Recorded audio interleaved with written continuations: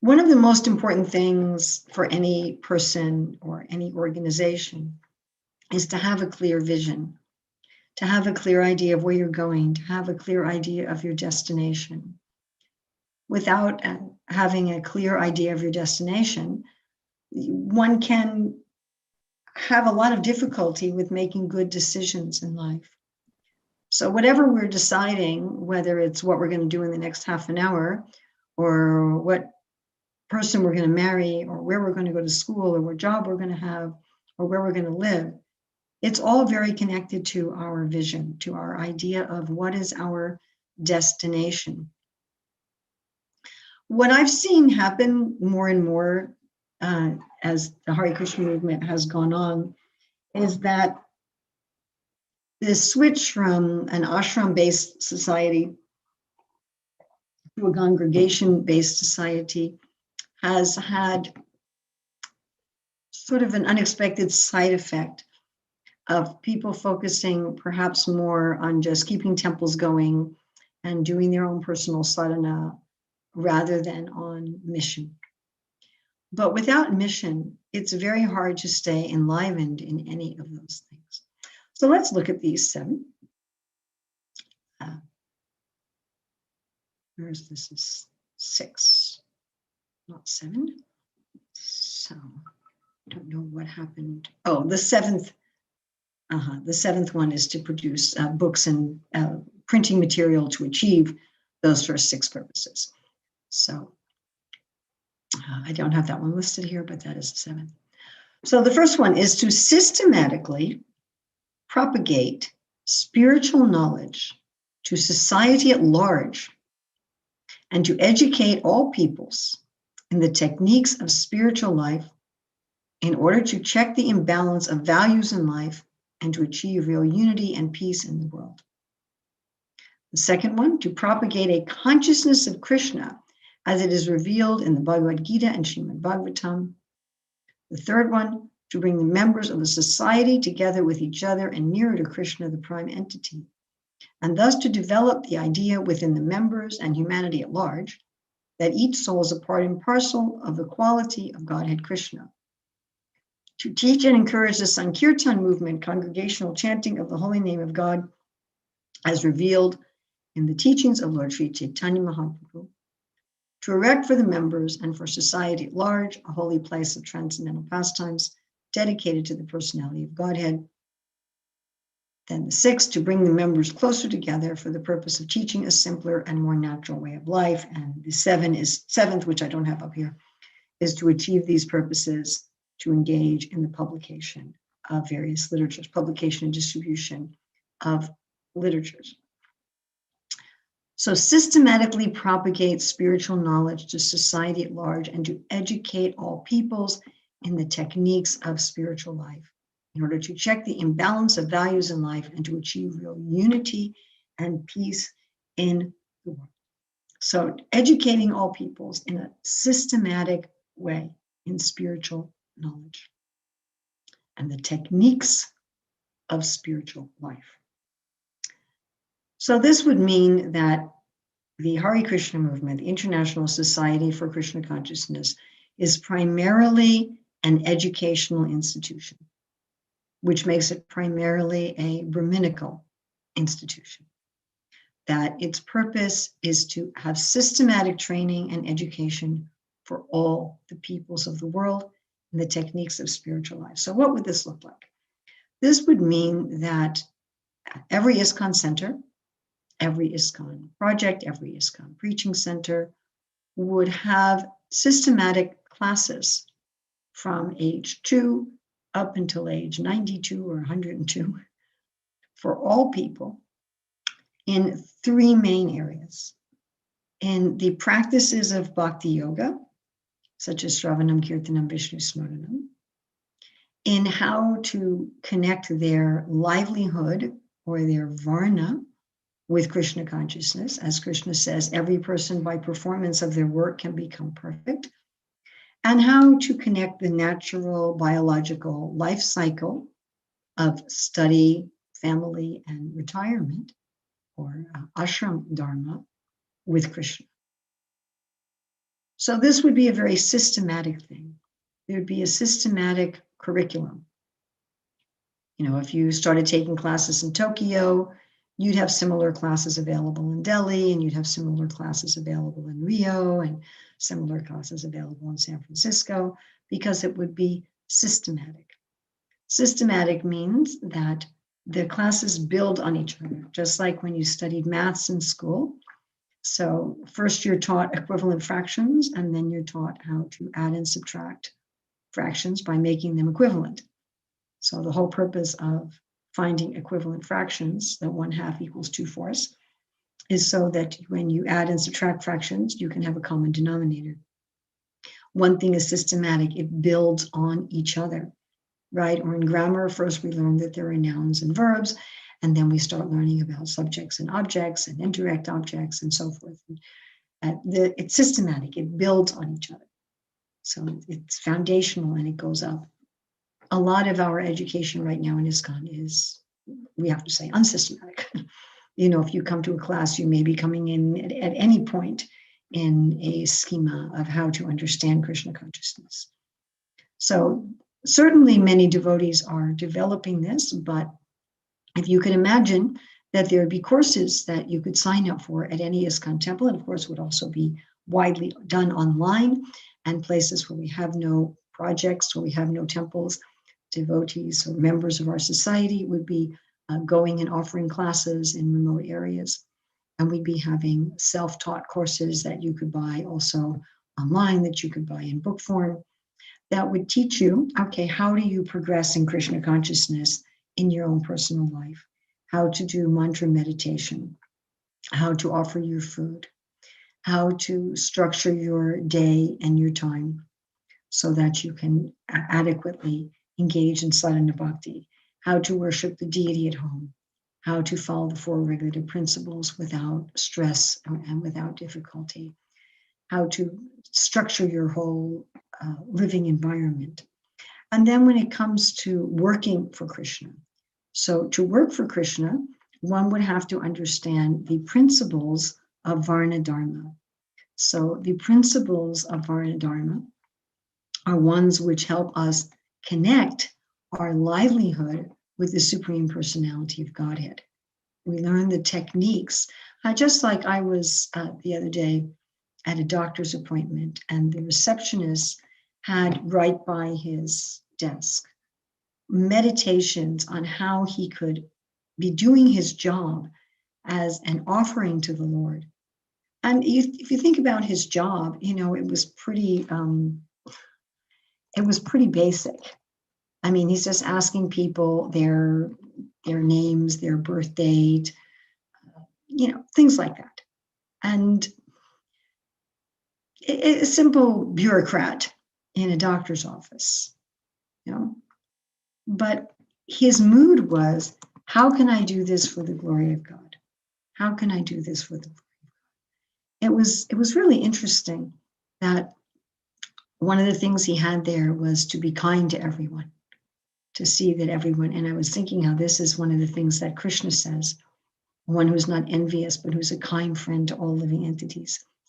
So what would we be teaching people as far as the principles of connecting their livelihood to the Lord? What techniques of spiritual life would we be teaching them? Well, we'd be teaching them that they would connect what they enjoy, what they're good at, and what gives them a sense of accomplishment with the service of the Lord, with the benefit of the universe, with the benefit of society.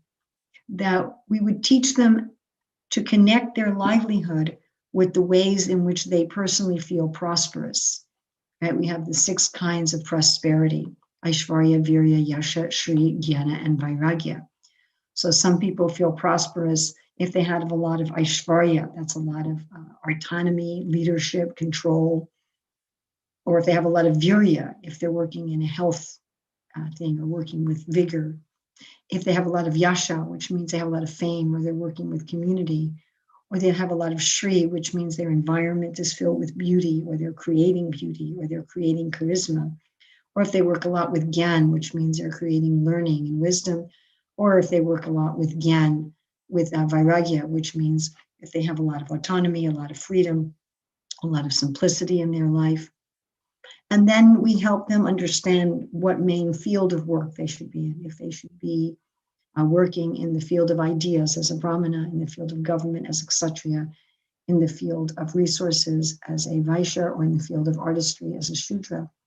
And that each has its particular resonance to take their own, what they love, what they're good at, what they can feel a sense of accomplishment at, how they have an idea of prosperity in life, and connect that with what they're going to offer to the society. Okay? So if a person is inclined towards having function and beauty in society, if they want to think, I made that, I clean that, I fix that. They like to use tools, or they like to use their body as a tool. They like to help others. They want to see others using what they're doing. Then we teach them how to give authentic and honest service, how to be satisfied with the work itself without being concerned with name and fame. Right? And that the main questions they should ask themselves is what I'm doing beautiful, and is what I'm doing supporting society? And then for those who are inclined for the field of resources, the Vaishyas, so these are people who like to play with land, with crops, with animals, or with money, and who feel that their ambitions are rarely satisfied. They like to take risks, they're goal-oriented. So we would train them how to be systems thinkers. We would train them how to know the flows in society. We would train them how to direct those flows in society, and how to make everything they do sustainable and regenerative. We would train them how to give in charity. For those whose disposition is to work in government as Kshatriya, people who are interested in fairness and rules, who want to make people happy, who want to be heroic in caring for people and protecting people. Maybe they even fight easily and have a tough skin with a take charge mentality. So we would train them in being goal-oriented, decisive, determined, being a systems thinker, being able to direct the flows in human society, noticing emerging trends and needs. We would train them in heroism. We would train them in resourcefulness. We would train them to be courageous in battle, to be very generous, and we would train them in all the principles of leadership, and to ask this question about everything they do. Is it just, and is it honorable? For those who are inclined to the field of ideas as a Brahmanas, who like to play with language or math or fine arts in order to find the truth, who are curious, who like to see the patterns in ideas and relationships, who like to research and study. We would train them how to be peaceful and forgiving, how to be self-controlled, how to be austere, how to be pure, how to tolerate, how to be honest, how to be knowledgeable, how to be wise, and how to be religious. And the questions that we would train them to ask about their work is it true, and is it wise? And we would give people specific career training to help them find which of the 4 fields that they belong in, and where is their place in the fields. We would teach them to avoid just getting caught up in dharma, artha, kama, and moksha, but come to actually Krishna prema. We would teach them to avoid the gunas, sattva guna, rajaguna, and tamaguna, to rise above ego of feeling, in sattva, I am very balanced and merciful. In rajas, I am dutiful and responsible and moral. And in tamas, I'm just satisfied and practical, and I don't really worry about the consequences of my actions. We would teach them how to recognize whether or not they're in the wrong field, and what are the downsides of being in the wrong field. We would help them to understand how to do actually honest work. We would train people in the techniques of being satisfied with what they can earn by honest work, and not to be greedy and therefore be dishonest just to try to earn more. In other words, people would be trained in offering fair prices and compensating the workers properly, and sourcing materials that were sustainable and regenerative and were good for the earth. We would train people in giving up all occupations that are harmful to society, like alcohol and tobacco and prostitution. And that if these things needed to go on at all, they would be very small and peripheral to the society. That we would train everyone in the technique of being an agent of bhakti for everyone. whether it's their customers, their co-workers, their bosses, their clients, that they should always be an agent of bhakti. They should be an agent of Krishna's love. They should be trying to give bhakti to others by their good wishes, by their words, even by their glances, as explained nicely by Rupa Goswami in the Bhakti Rasamrita Sindhu, that every interaction that they have with everybody should be the purpose of adding the real value of bhakti, so that people can go beyond just the transactions of karma. We would train everyone in the techniques of charity, and we would train them in the fact that charity should be done in sattvagun or in bhakti, and not in rajagun or in tamagun, which means we would train people how to give charity at the proper time, at the proper place, to the proper persons, with care, respect, and attention, and from a loving heart, not on the urging of some sort of superior, and with the aim of pleasing the Supreme Personality of Godhead.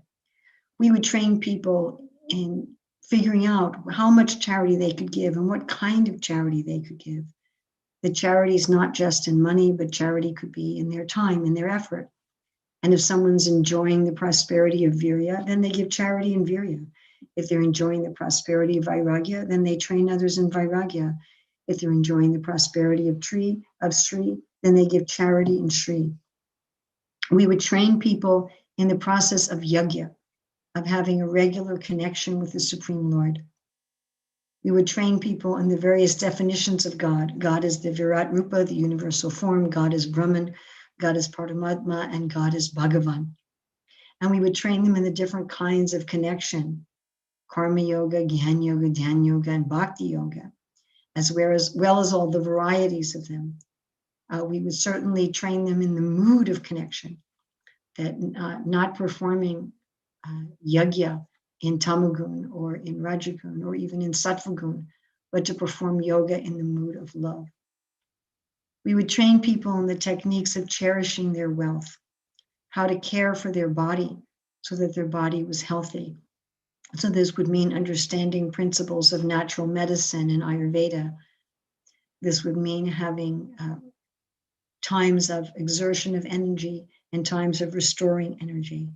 This would mean understanding that we have physical needs, intellectual, mental needs, emotional needs, and spiritual needs, making sure that they were all provided for, making sure that people learn how to challenge themselves and grow, and at the same time rest and restore their energy.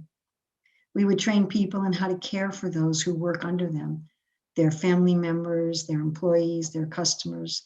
We would train people in how to care for the air, the water, and the land as Bhumi Devi, the wife of the Lord.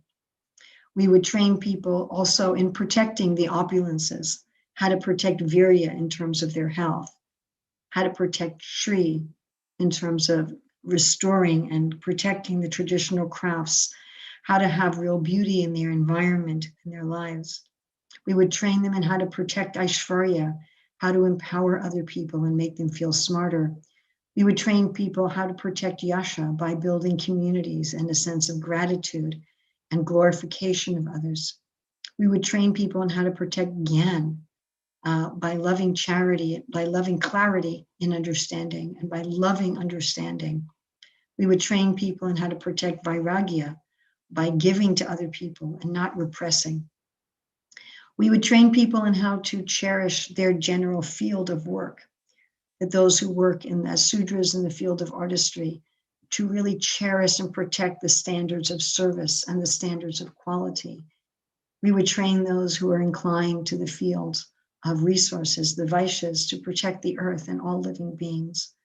We would train those who are in the field of government, the Kshatriyas, to protect all people and all citizens, even the non-humans, in terms of long-term thinking. And we would train those who are Brahmanas, who are in the field of ideas, to value independence, diversity, and a long view. We would train everyone in Bhagavad Gita 3:30, which are the 6 principles of how to work in the technique of spiritual life, to dedicate your work to Krishna, to let go of trying to enjoy these 6 opulences independently of the Lord, to be under the internal rather than the external energy, to have always awareness of our spiritual self, which relates to one of the other purposes we'll get to soon, to let go of a sense of ownership, that everything belongs to God, to do our work and not imitate others' work. And as Krishna says, not a lethargy born of fever, so that one shouldn't, fever has two connotations, one that one can work feverishly very fast and one that one's just feverish and doesn't work at all. So not to be overwork and not underwork, to have the right balance, to know when to push ourselves and to know when to recuperate. We would train especially the people in government, how to manage the systems of work in the world, that there should be competition, to encourage competition within a field. In other words, the Brahmanas compete with the Brahmanas, the Kshatriyas compete with the Kshatriyas, the Vaishyas with the Vaishyas, the Shudras and the Shudras with the Shudras. That this encouragement of competition keeps quality high within the field.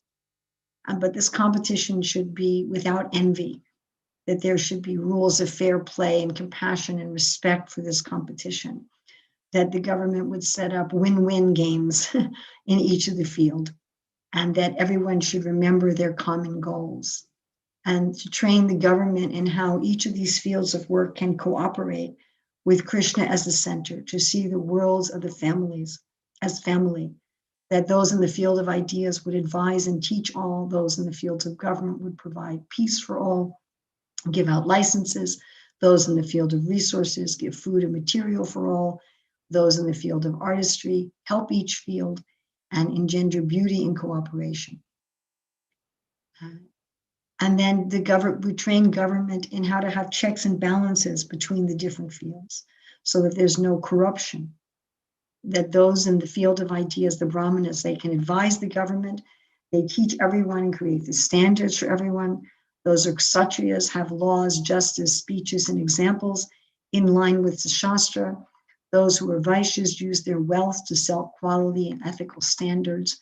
They fund artistic expression in public works, and those in the Shudras, they support and protect with their numbers those persons who are actually putting forward the ideas of Krishna consciousness, and they translate the ideas from those in the other fields into music, dance, drama, and art. That we would have economics tied to land and natural resources, that we would train the Vaishyas not to force the land, not to force plants. We would train people in the techniques of getting what you need without forcing. Then we would train people in the principles of ashram.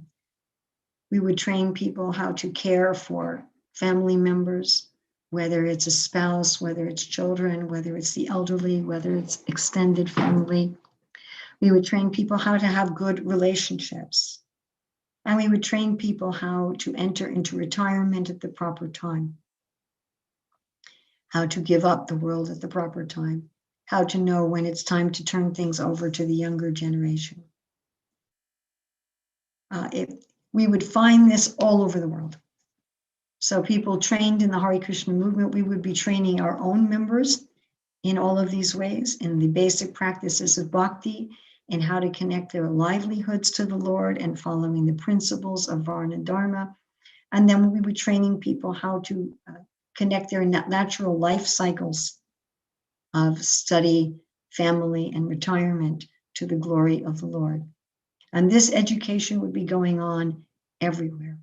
So of course, ISKCON members would not only be educating people like this, but they would be exemplifying all of these various principles. But ISKCON as an entity would be providing the education. So anybody could go to an ISKCON center or online, and they could sign up for a course in how do I do bhakti yoga in my life. They could sign up for a course in how do I find my ideal career. They would sign up for a course in how do I use the principles of Varna Dharma in order to find personal prosperity and prosperity for the planet. They could sign up for courses in how do I practice ashram dharma so that I can find satisfaction in the stage of life that I am at. Now, if that's all we did, if we only did this first purpose of ISKCON, people might still end up being in the realm of their upadis. Because in order to connect my livelihood to Krishna, in order to connect my stage of life to Krishna, I have to think of myself in terms of those livelihoods or in terms of my stage of life. And it's possible that people will ostensibly be performing the activities of bhakti, but really getting more into karma kanda or maybe karma yoga or karma mishra bhakti. That's the risk if we just did the first item. So B is very important. To propagate a consciousness of Krishna, as revealed in the Bhagavad Gita and the Srimad Bhagavatam. So to have a real awareness of the Lord. So how would we have a real awareness of the Lord? How would we really become conscious of Krishna? And how would we propagate a consciousness of Krishna?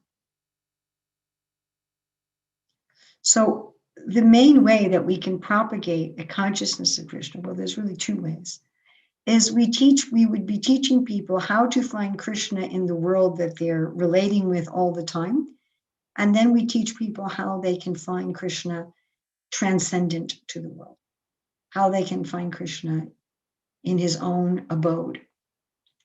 So if we're going to look at how would we be able to find Krishna in the world around us, and it's interesting that Prabhupada specifically says in the Bhagavad Gita and the Srimad Bhagavatam. So if we think about the Bhagavad Gita and the Srimad Bhagavatam, there's many ways in which Krishna says he can be found in the Bhagavad Gita and in the Srimad Bhagavatam. So why don't we take a look at what we would be teaching people, what consciousness we would be propagating of Krishna from the Bhagavad Gita and the Srimad Bhagavatam. Okay, so let's first go to the Bhagavad Gita. So we would be teaching people that Krishna is the taste of water. So all over the world, people would be aiming for purity of water. There would be a real consciousness, a real determination to make sure that everyone on the planet has clear and clean water. Sorry to interrupt, Mother Urmila. Are you showing a different set of slides, or is it still the 7 purposes? Still the 7 purposes. Okay. Yeah. I don't have a set of slides.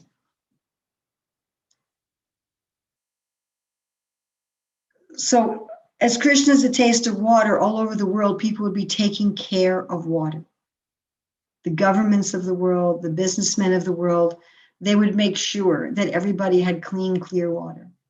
There'd be a full meditation on how Krishna is water. We would no longer have to be carrying around plastic bottles in order to get good water. That part of our service for Krishna would be managing water. And there would be this meditation within the world that Krishna is water. We would teach people how to meditate on Krishna as the light of the sun. A number of places in the Bhagavad Gita, Krishna says he's the sun. I'm not sure how many places, like 4 or 5 places, Krishna says he's the sun. And we would teach people to honor the sun. Of course, we have our Gayatri mantra. We're 3 times a day. We're meditating on the sun. We're meditating on Surya Narayan. But we would train people in respect for the sun. We would train people on how to work within the movements of the sun and the movements of the stars. We would train people to be conscious of Krishna as the moon, how to plant in line with the moon and how to harvest in line with the moon. The splendor of fire. So we would also train people in meditating on how God is the splendor of fire, whether it's in how they're heating their homes, how they're cooking their food. All over the earth, people would be careful about what kind of fuels they're using for heating and cooking. They would make sure that they're using fuels and harvesting fuels in such a way that it would be respecting the earth and respecting that Krishna is in fire. We would train people to be conscious of how Krishna is the fire of digestion.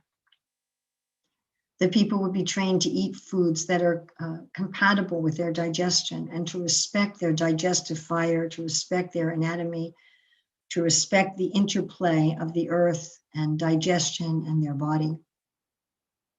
We would train people in that Krishna is a sound in ether, that it's our responsibility to find how Krishna is there in sound and to stop noise pollution in the world.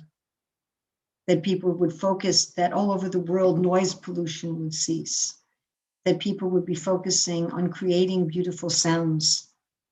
That even if they made machinery, that the machinery would create beautiful sounds that would help people to know that Krishna is a sound in ether.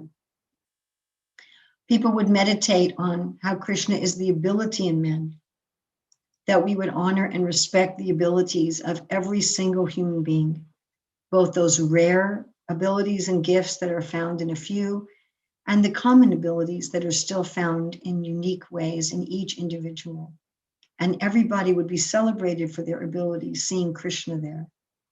That Krishna is the original fragrance of the earth. All over the world, people would be respecting the sources of fragrance and getting only pure fragrances, not synthetic and chemical fragrances, but respecting the sources of first pure fragrances in a sustainable and renewable fashion, so that we wouldn't be stripping the earth of the trees and the plants and the minerals that are the source of these various fragrances. That there would be only natural flavors in foods and drinks, that people wouldn't be adding chemical flavors to try to fool the tongue and the brain into eating more. And everyone would understand that real fragrances are coming from Krishna. People would see Krishna in the penances of all aesthetics. So penance means apology, restoration. People in the world would take responsibility for their sins and take responsibility for their mistakes. Apology and humility would be the norm within human society, because everybody would see Krishna in the act of penance and the act of restoration. That Krishna is the intelligence of the intelligent, that people would not claim ownership over intelligence, that all of the sciences and all of the teaching would be in relationship to God, that everybody would be using their intelligence, using their analysis, using mathematics, using science to glorify the God. So strength of the strong, that people would use their strength for protection, seeing it as Krishna. People would use their strength not for exploiting those who are weaker than them, but for lifting them up, for helping them. That Krishna is righteous sex life, so that people would use their sexual urges within marriage to produce good population, with the concept that every child will be loved and nourished. That we would, again, as we mentioned in the first purpose of ISKCON, that we would train people in having good family life, so that there'd be actually love and respect between the members of a family, so that divorce would be only for very severe criminal cases, because people would be able to get along and be happy and have proper satisfaction of their sexual needs. That Krishna is Kandarpa, the God of love, and that we would train people that the ultimate love is love of God. And to see that when this love of God is manifest in human society, everyone becomes happy. That Krishna is the ritual and the sacrifice, that whatever rituals that we do, whatever ways that we connect with God, that we see Krishna in all of those activities. That Krishna says he's the healing herb. And that all over the planet, we'd be taking care of the soil, we'd be growing natural medicines, we'd be using medicines where the list of side effects is a lot smaller than the list of benefits. And we'd be taking great care to make sure that medicines were derived in such a way that would be safe and healthy for people. And we would applying those medicines in such a way that they don't simply increase the resistance to those medicines among the germs. That Krishna is the chanting of the holy names. So all over the world, everybody would be chanting the names of God according to their own tradition and according to their understanding. But one would hear this chanting of the names of God wherever we go. That Krishna is the mother and the father, that there'd be great respect for elders, seeing that the elders are representatives of the Lord, that Krishna is a support, that all systems of supporting people, all systems of taking care of people would be done in a way that Krishna is glorified, will be done in a way to understand that we cannot take care of anyone without Krishna being there. That Krishna is the object of knowledge, that in all the schools of the world, all the different courses, all the different subjects of learning would all have the object of understanding Krishna. And that Krishna is the dearmost friend, that people would see God not just as the Father, not just as the judge, not just as the punisher, but as the dearmost friend. That Krishna is the basis of everything that everyone did in the world, they'd be seeing and explaining and talking about and understanding as how Krishna is the basis of that. That Krishna is the withholder and the giver of the rain, that his people would perform yajna, which we'll get into in another purpose, that there'd be both sufficient rain and not too much rain everywhere in the world. That Krishna's immortality and death personified, that people would lose their fear of death, seeing death as simply another form of Krishna, and knowing that we are all immortal because Krishna is immortality. So many ways that we can find Krishna in the Bhagavad Gita. And Prabhupada also says, of course, finding Krishna from the Bhagavatam.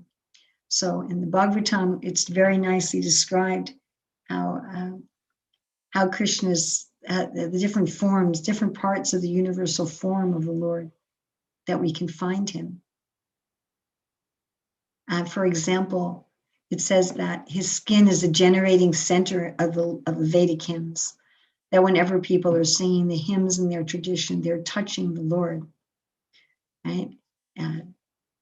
That the Lord's words are the Vedic mantras, that whenever we're singing again the mantras in our tradition, that is actually the Lord's words, meditating on that. We meditate on how the trees or the hairs on the bodies of the Lord. We meditate on how our breathing is coming from the nostrils of the Lord, right? That with every breath, right, as we're bringing the gases to our body, that this is really being done as part of the breathing of the universal form. That material fragrance is his sense of smell. So that Krishna is when we're smelling roses, when we're smelling a home-cooked meal, right? That's also Krishna's sense of smell. How the clouds in the sky are the hairs on his head. Right? I mean, that Krishna's eyeballs are like the sun and the heavenly planets, or that the sphere of outer space is the area behind his eyes, right? A place of great mystic wonder. How the term when there's twilight in the world, that's the Lord's dress. So training in the Bhagavatam, of course, goes beyond just simply seeing the universal form, but training in how to see Krishna in the Bhagavatam, the Bhagavad Gita, also extends that people would be meditating on how the Lord is driving the chariot of Arjuna. People would be meditating on the different avatars of the Lord, like Kurma and Nrsimha and Varaha and Vamandev. So in art, in music, in theater, in movies, in TV shows, we would see depictions of these different pastimes from the Srimad Bhagavatam and the Chaitanya Charitamrita, as well as from the religions of other traditions. Let's look at the third purpose: to bring the members of the society together with each other and nearer to Krishna, the prime entity, and thus to develop the idea within the members and humanity at large that each soul is part and parcel of the quality of Godhead Krishna. So the first two purposes focuses on the world in general. So we were talking about the world in general. For the third purpose of ISKCON, Srila Prabhupada is talking primarily about the members, although he does add and humanity at large. So this is within the members of the ISKCON society. If this third purpose was achieved, then we would all see each other as souls. Conventionally, we have to say, here's an old person, here's a young person. We don't have 3-year-olds drive the the vehicle into town to buy the tomatoes. We give that to older people, and we, are going to give a seat to someone who's 80 years old. We might not have to give a chair to somebody who's 20 years old. So according to convention, we may see people like that according to their age, according to their gender, according to their nationality. We may have to speak to them in different languages according to their nationality and so forth. And we respect that people have different cultures according to the places that they've grown up. And we would respect certainly that the culture of our center in Japan would be very different from the culture of our center in Brazil. So that's there. But at the same time, we see the equal value of every member of ISKCON. So if this third purpose is realized, then every member of ISKCON has full access to all the 64 angas of bhakti. So any member who's realized in the science can lead kirtan. Any member who's realized in the science can give class. Any member who's realized in the science and second initiated can go on the altar and go in the kitchen.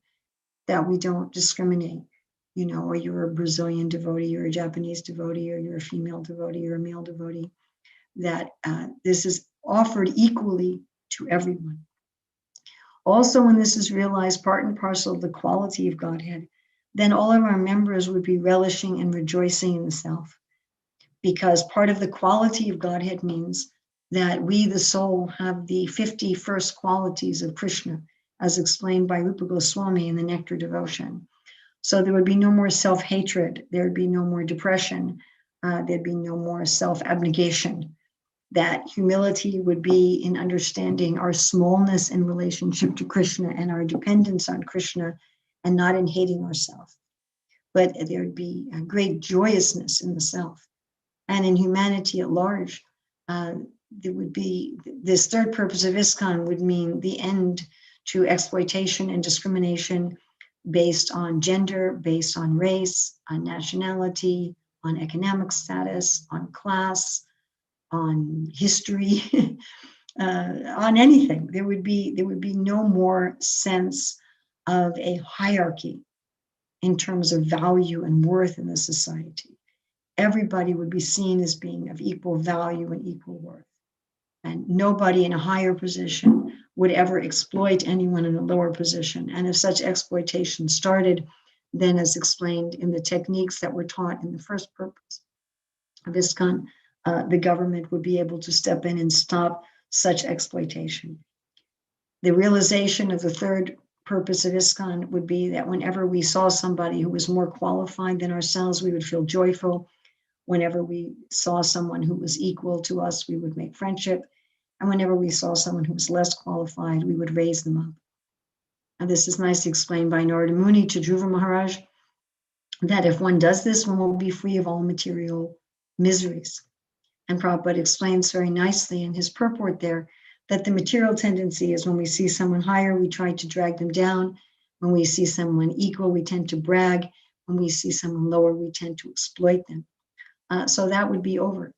There would be a real feel of universal brotherhood and of universal equality, not on some artificial basis, but on the basis of actual equality, and seeing that everyone is a part and parcel of Krishna.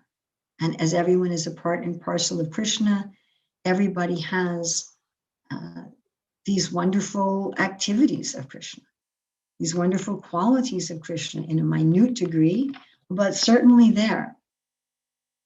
And as Prabhupada mentioned in the first purpose of ISKCON, this is what checks the imbalances of life and brings real unity and peace in the world. We're not going to have real unity and peace in the world on an artificial platform.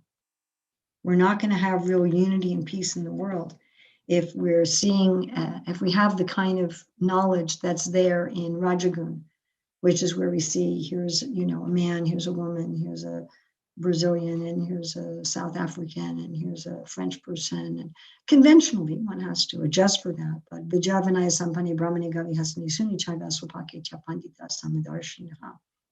That all over the world, there would actually be care of each other.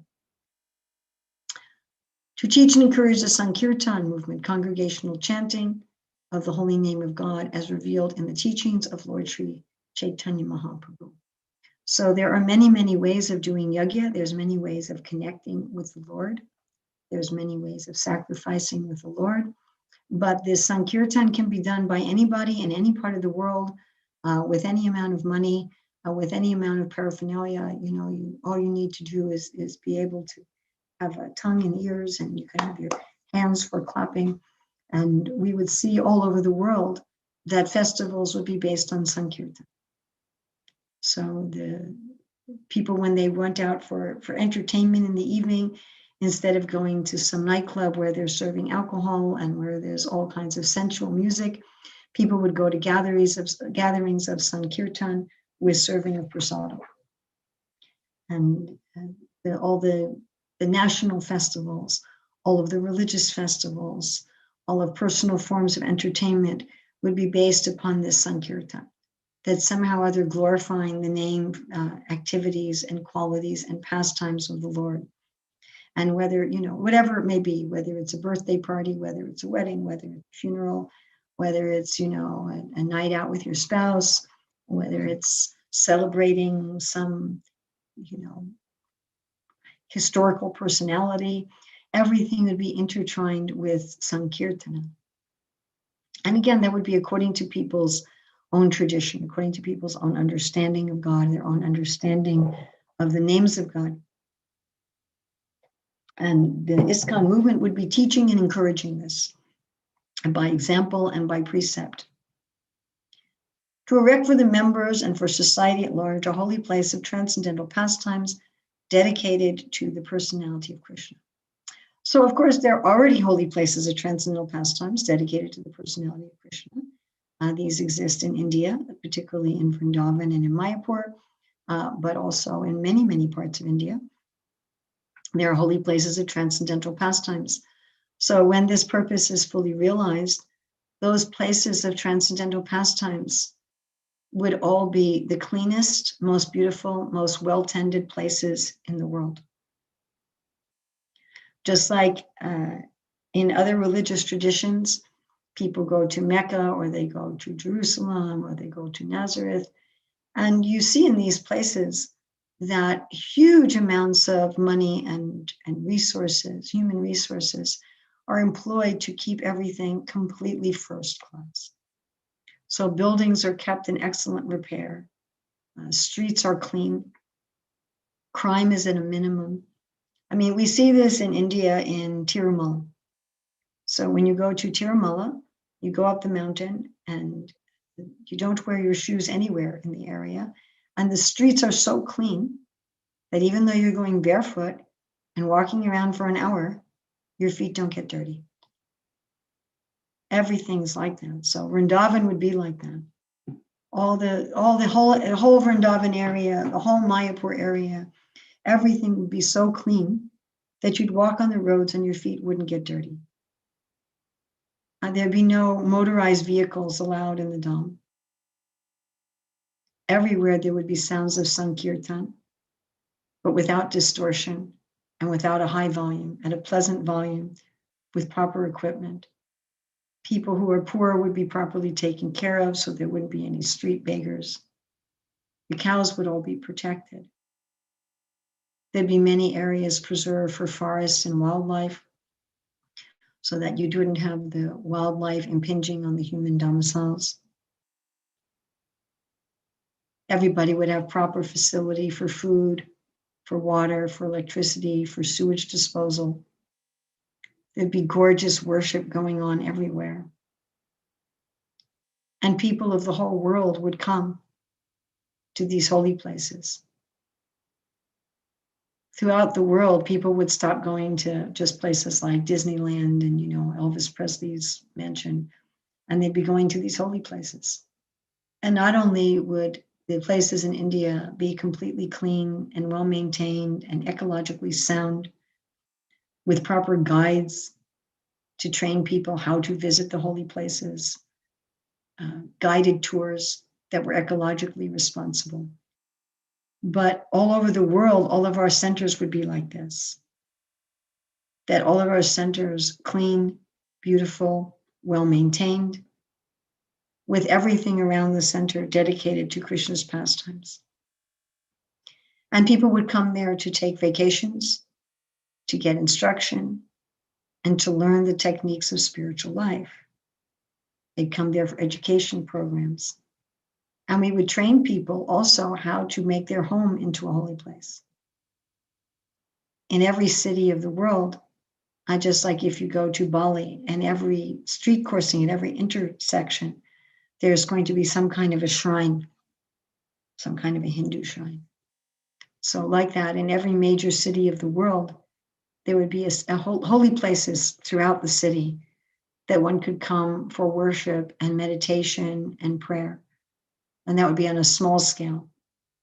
And when people would go for their retirement, instead of going for retirement, on a cruise to the Panama Canal or something like that, or on a cruise to the pyramids. So people would go for vacation, and they would go for relaxation to these holy places where they would engage in service. The hotels and restaurants of the world would be replaced by holy places. This is what it used to be like in former times. So it used to be that the temples, the monasteries, served as hotels and restaurants for people in general who were traveling. And this way, as people were traveling and they stayed at a place, they'd be engaged in Sankirtan, they'd be engaged in studying the scripture, they'd be engaged in taking prasadam, and they would get not only physically refreshed, but they would also get spiritually refreshed. And the members of the society would have a sense that wherever they were staying was Vrindavan. And they would have a sense of taking care of Vrindavan, just like they take care of the body of the deity.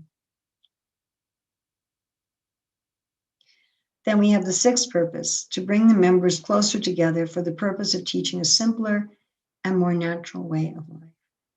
So it's interesting that it's sort of a dual purpose here. So to bring the members closer together. So this one, Srila Prabhupada's not talking about society at large. This is the only one where he's just talking about the members. Although we would have to say that if you teach the techniques of spiritual life, then you would also, of course, be including things. And let me see if I can just find the seventh one also, because I don't want to just neglect that, although I didn't have that in this list. And just get this for a minute. Just give me 1 second here.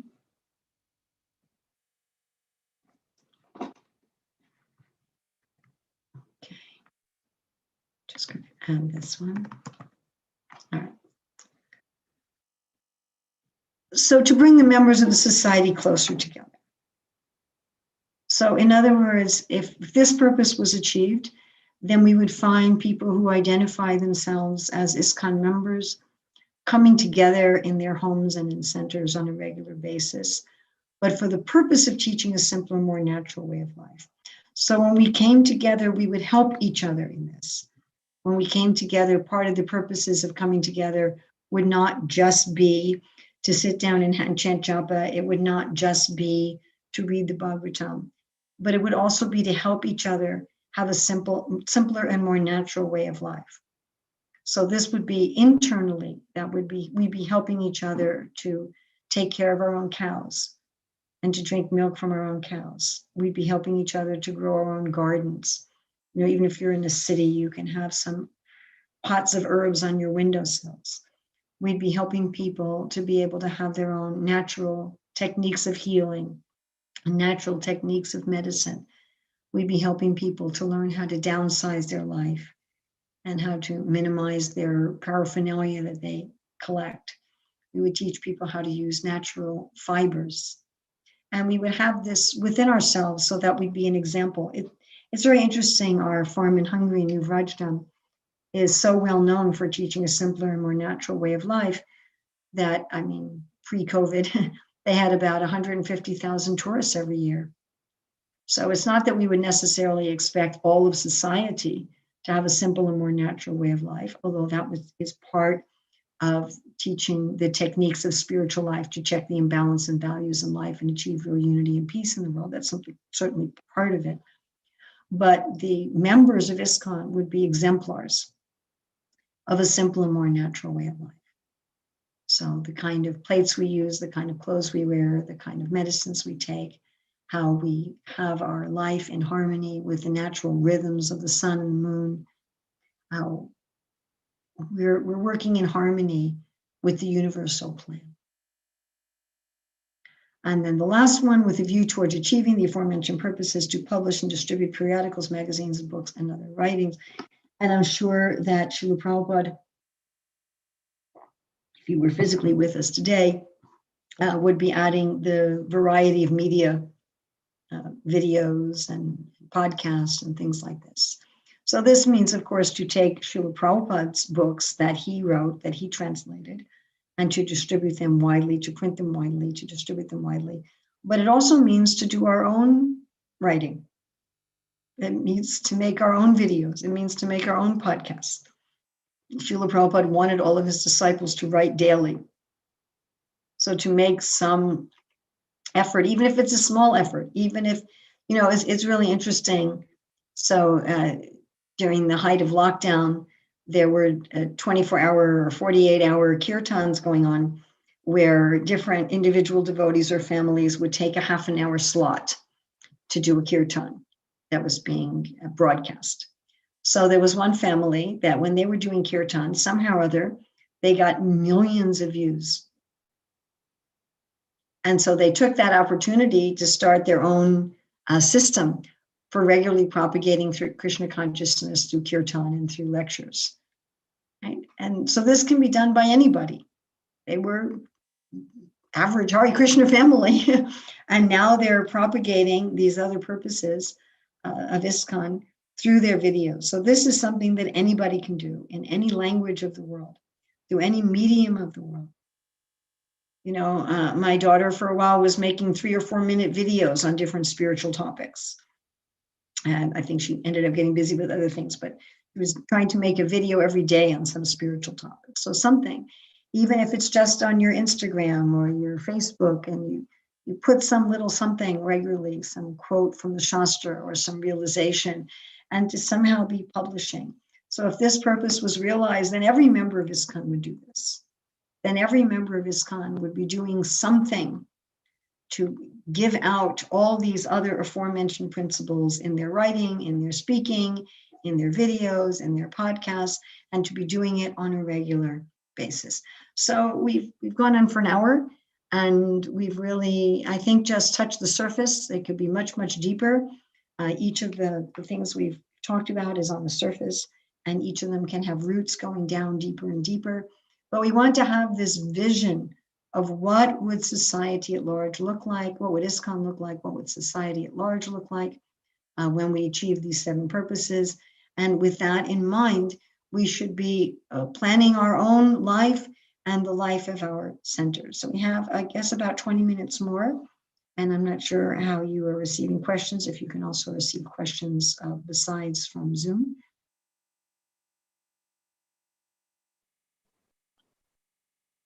Thank you, Mother Urmila, for the talk. We've got one hand raised by Amogalila Prabhu. Are you all, can I ask a question, please? Sure, if you could turn on your video, that's nice, so we're not just talking to a black square. Yes. Very well, 1 second. Very well. Hi, Krishna. Hi, Krishna. This is very encouraging. You went through all this in very detail on each of the purposes. You gave us insights into, from the Bhagavad Gita, from the Bhagavatam, on what, how to see Krishna in every point of life or something like that. It was really amazing. Thank you so much for this. I have one question. In the first purpose, you were mentioning that we do systematically propagate all these to everywhere from the age of 2 to 102, something like that.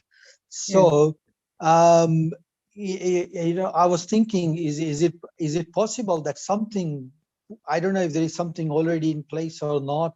I know we have some Vedic schools, we have Gurukuls where people can come, or for the classes and everything. But I'm just thinking that why don't we have some kind of course or one kind of subject? There is a subject called mathematics, there is a subject called history, there is science, physics, all these different subjects. Why don't we have some kind of subject? Okay, I know we can call it ISKCON or something like that, but something that will be enlivening for the people, so that every school will take it all around the world, and from the young age when they are in the school, they will do it. I know there is something called religious studies in the school, and they teach about all religions, and that's fine. But I think if we want to show these something as a natural way of life, and then if they have a good foundation, my children went, go to, we are fortunate that they can go to Avanti House schools and get some mercy. But I'm thinking overall, if there is a subject, even in my days there was like religious studies class or something. But if we have something that is ISKCON related at every school, maybe we can start off with some of the schools in India. But somehow the other, if there is some kind of subject, somebody can think of something innovative that if people will naturally accept and appreciate and take it, and then say, oh yeah, this subject should be there, and then we have the teachers who teach everywhere on this, then I think we'll have a good foundation just to start off with.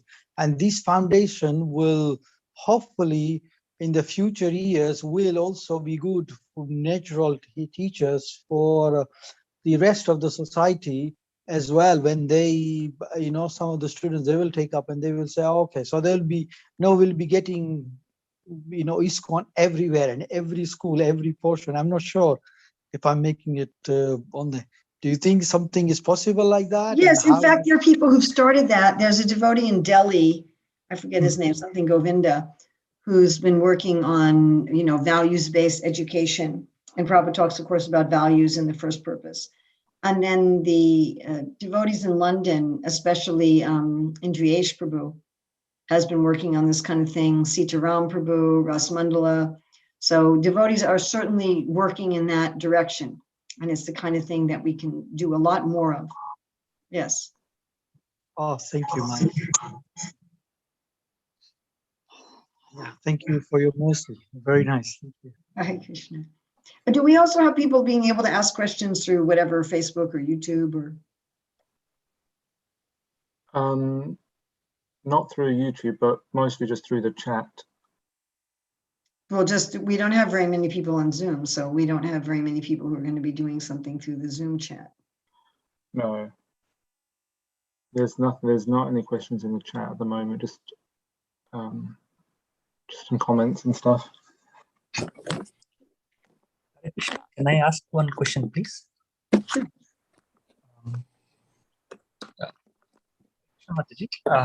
Thank you for the nice class.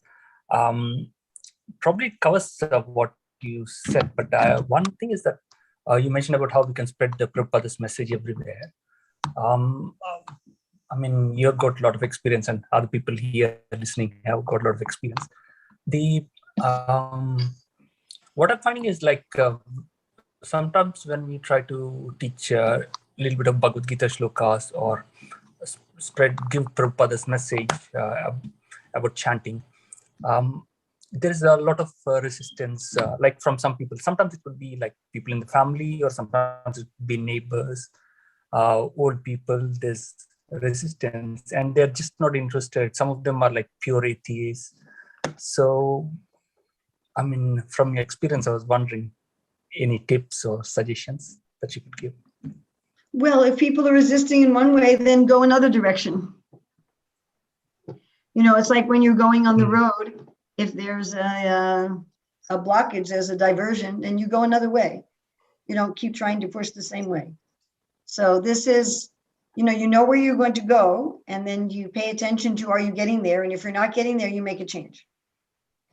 So if people are not willing to, if they're not open in one way, then you try to find a way in which they will be open.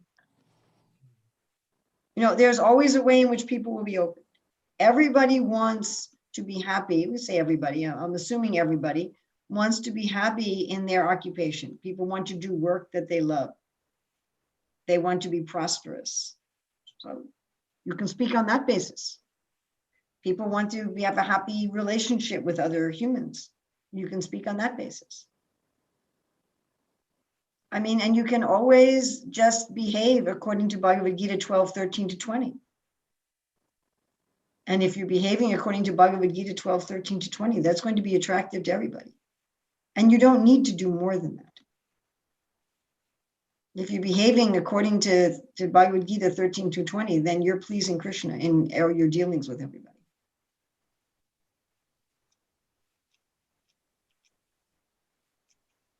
Thank you, Mataji. Hare Krishna.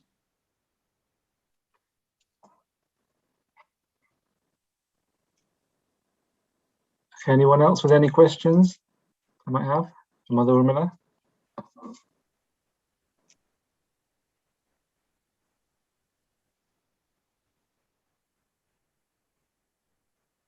Galila, do you have any more questions? Or? We can end here if nobody else has any more questions. Yes, I'm good, but I'm very happy that Mataji, you quoted so many slokas and so many areas.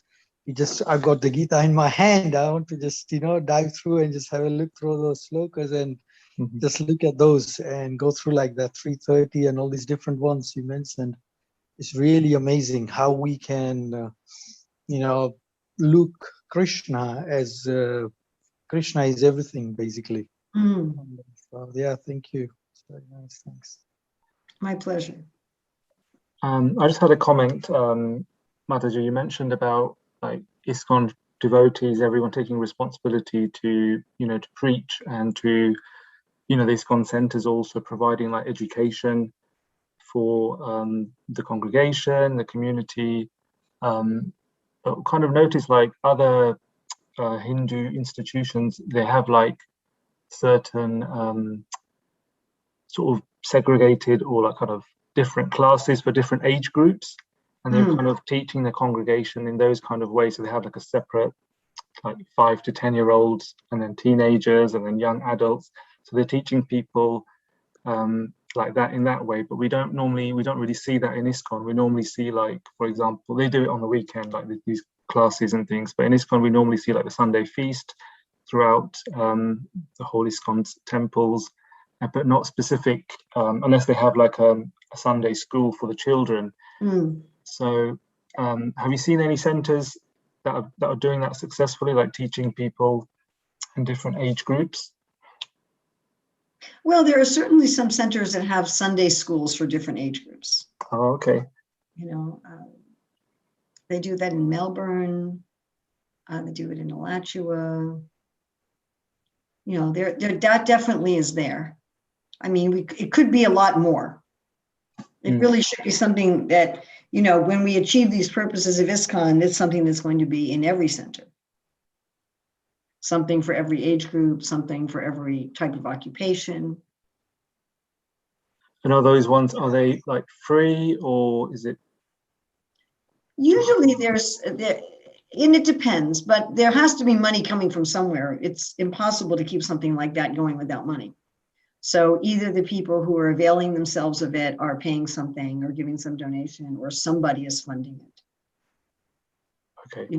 Just to even keep your supplies replenished, and print things. And there has to be some kind of funding involved at some level.